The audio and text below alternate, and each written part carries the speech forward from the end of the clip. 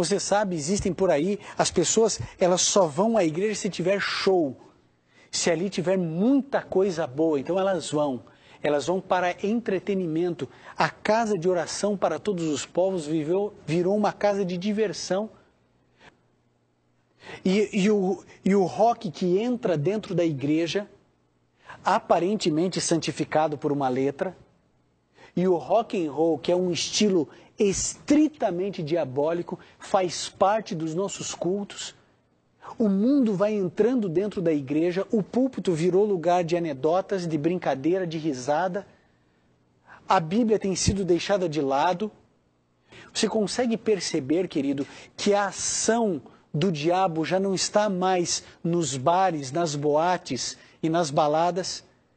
A preocupação de Satanás está com a igreja e ele tenta entrar na igreja. E nós estamos preocupados conosco, em defendermos a placa da nossa igreja, em provarmos para os outros que nós estamos certos, que outros estão errados. A nossa igreja virou uma casa de diversão, não nos preocupamos com mais ninguém. E aí eu encontro Neemias no verso 4 dizendo: quando eu ouvi essas palavras, que os meus irmãos estavam sofrendo, que eles estavam recebendo opróbrio, que os muros estavam derrubados, que as portas queimadas a fogo, que as pessoas viviam em aflição, olha a reação de um líder espiritual. O verso 4 diz: quando ouvi estas palavras, assentei-me e chorei.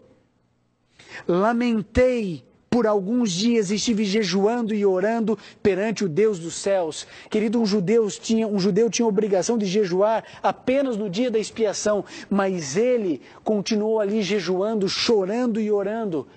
Neemias é um líder que se importa, que chora, que sofre. E agora eu pergunto, onde está a angústia dentro da igreja de Cristo?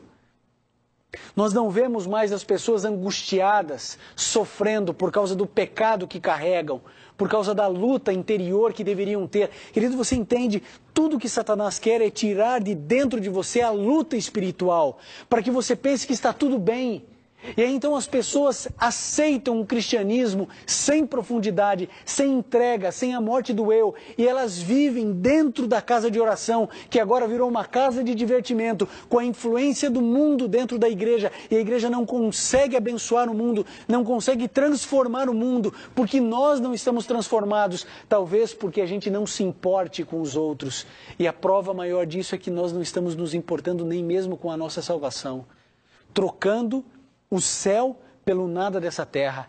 Neemias, ele chorou. Quando ele ouviu, ele se assentou, ele parou o que ele estava fazendo e ele chorou. E aí ele começou a jejuar, ele começou a orar. E todo o capítulo 1, depois você leia, é a oração de Neemias ao Deus do céu, o único Deus verdadeiro. Querido, Deus quer usar você na guerra entre o bem e o mal. Ele quer que você influencie positivamente o mundo. Agora entenda, eu e você precisamos reconstruir as muralhas para proteger a nossa família, para proteger o nosso coração. Nós precisamos reconstruir nossas igrejas. Nós precisamos jogar fora tudo aquilo que o mundo tentou colocar para dentro. Nós precisamos de uma reforma na música nas nossas igrejas, porque nós não podemos colocar os ritmos do mundo com uma letra de Jesus e falar que isso é música sacra, que isso é música de adoração. Querido, para que a igreja de Cristo possa influenciar o mundo, eu acho que a gente vai ter que se submeter ao oleiro e permitir que o vaso se quebre, para que o oleiro refaça como ele achar devido. Como ele achar devido. As nossas igrejas não estão cumprindo o papel profético delas, de abençoar o mundo, de transformar o mundo.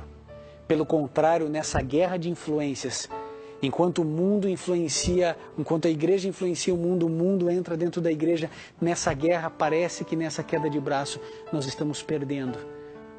Agora, se nós nos humilharmos diante do Senhor, se os líderes, como Neemias, se levantarem, se forem fiéis à Bíblia, se forem fiéis à verdade, se essas pessoas estiverem dispostas a ter um quebrantamento de espírito passarem por uma reforma litúrgica nas igrejas, uma reforma de coração, um reavivamento sincero e genuíno, sem nenhum tipo de presunção.